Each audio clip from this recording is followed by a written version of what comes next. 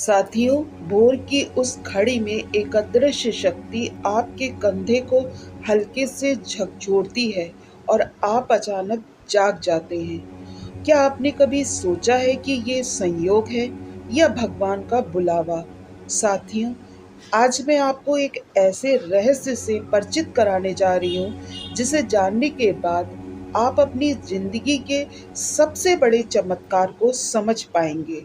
सुबह के 3 से 5 बजे का समय, जिसे हमारे ऋषि मुनियों ने ब्रह्म मुहूर्त कहा है, यही वो क्षण होता है जब आत्मा, प्रकृति और परमात्मा के बीच का पर्दा सबसे पतला हो जाता है।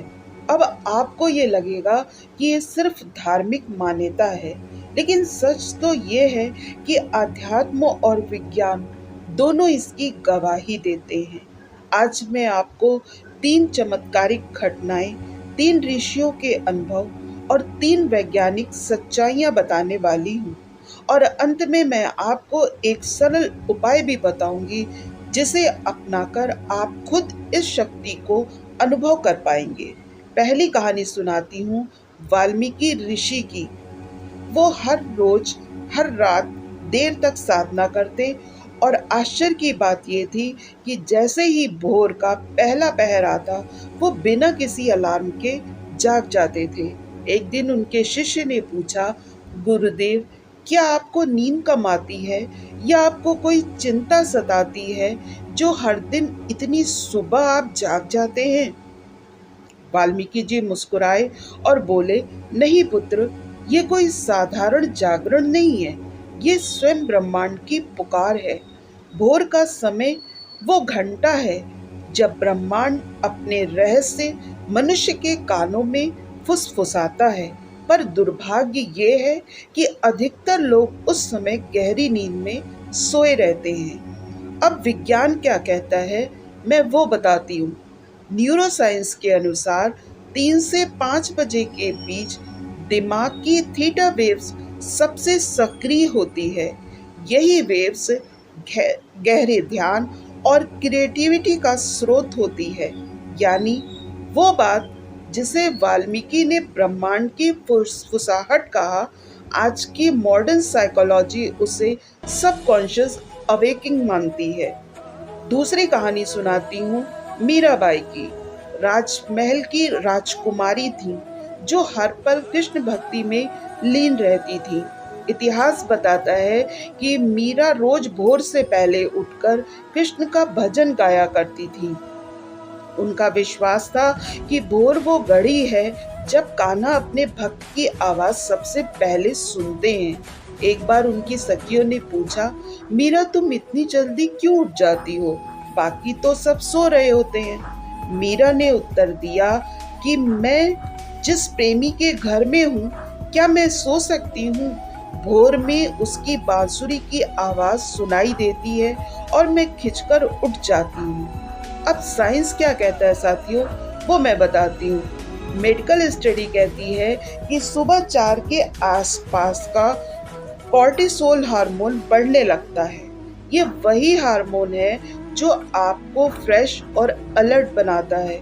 यानी प्रकृति खुद चाहती है कि आप भोर में जागे और दिन की शुरुआत ऊर्जा और प्रेम से करें। तीसरी कहानी मैं आपको पतंजलि की सुनाती हूँ।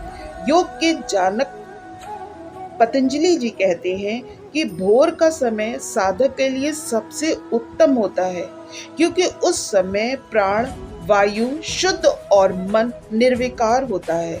उनका दावा था कि अगर कोई साधक लगातार भोर में उठकर योग और प्राणायाम करे तो उसके भीतर छिपी दिव्य शक्तियां प्रकट होने लगती हैं। उनके शिष्यों ने कई बार इसे अनुभव भी किया। कई बीमारियां बिना औषधि के सिर्फ भोर के योग से दूर हो जाती हैं। अब साइंस क्या कहता है, मैं वो बताती हूँ। इन्वायरमेंटल रिसर्च बताती है कि सुबह 3 से 5 बजे के बीच एटमॉस्फेयर में ऑक्सीजन लेवल सबसे शुद्ध होता है। उस समय प्रदूषण न्यूनतम होता है और हवा में प्राण यानी लाइफ फोर्स एनर्जी भरपूर होती है। इसलिए भोर में किया गया प्राणायाम शरीर और मन दोनों को चमत्कारिक रूप से स्वस्थ कर देता है। अब मैं आपको ये बताती हूँ कि ब्रह्म मुहूर्त क्यों इतना विशेष है। अब आप जरा सोचिए। वाल्मीकि ने कहा कि ये ब्रह्मांड की फुसफुसाहट है। मीरा ने कहा कि ये प्रेमी की पुकार है। महर्षि पतंजलि ने कहा कि ये प्राण शक्ति का स्रोत है और विज्ञान भी यही कह रहा है। दिमाग की थीटा वेव सक्रिय होती हैं। कॉर्टिसोल आपको नेचुरली जागृत करता है। ऑक्सीजन लेवल सबसे शुद्ध होता है। तो साथियों, क्या ये सिर्फ संयोग है या एक यूनिवर्सल लॉ? साधारण लोग भी अनुभव करते हैं। आप में से कई लोगों ने शायद अनुभव किया होगा कि जब कभी आप 3 बजे से लेकर 5 बजे के बीच उठकर थोड़ी देर ध्यान करते हैं तो दिन भर मन अलग ही हल्कापन और शक्ति महसूस करता है।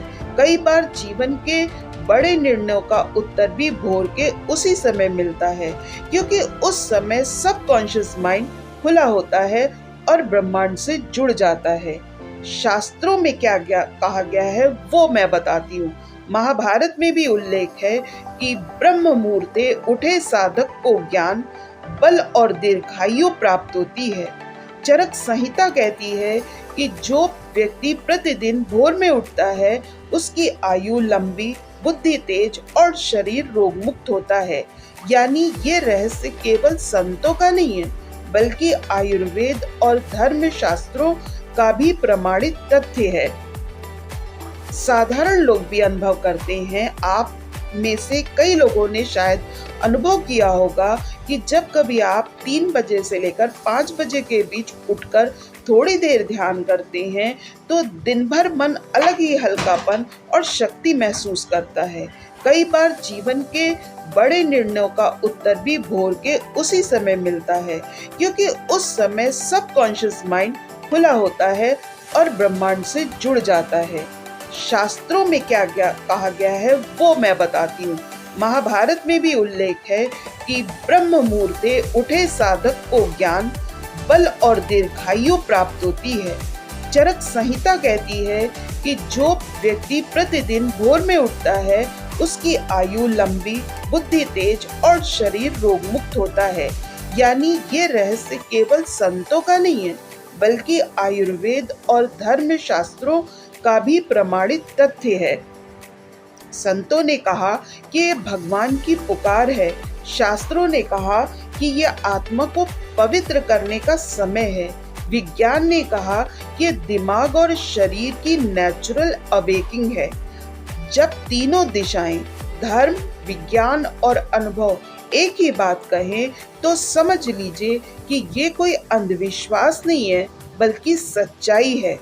साथियों, अगर आप सचमुच इस शक्ति का अनुभव करना चाहते हैं तो कल से एक छोटा सा प्रयोग कीजिए।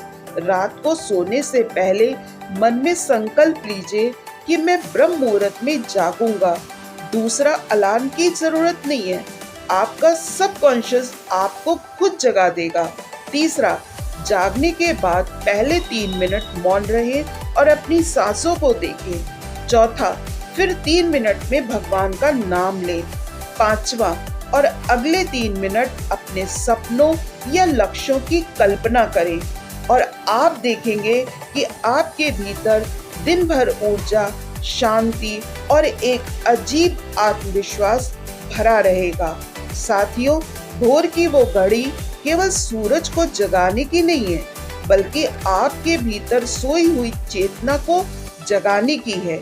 तो साथियों, अगली बार जब आपकी नींद 3 से 5 के बीच टूटे तो इसे संयोग मत समझिएगा। ये भगवान का बुलावा है। इसे सुनिए, इसे अपनाइए और देखिए कैसे आपकी जिंदगी में चमत्कार होने लगेंगे। इसी के साथ साथियों, मैं जल्दी मिलती हूँ एक नए उद्देश्यपूर्ण वीडियो के साथ। अगर आपको मेरा वीडियो पसंद आता है तो आप मेरे चैनल छोटी सी आशा को सब्सक्राइब कर लीजिएगा और ऐसे ही और वीडियो को देखने के लिए मेरे इस वीडियो को लाइक और शेयर कर दीजिएगा, ताकि ज़्यादा से ज़्यादा लोग इससे लाभान्वित हों। इसके लिए आप सभी का बहुत बहुत आभार। जय श्री राम, हर हर महादेव।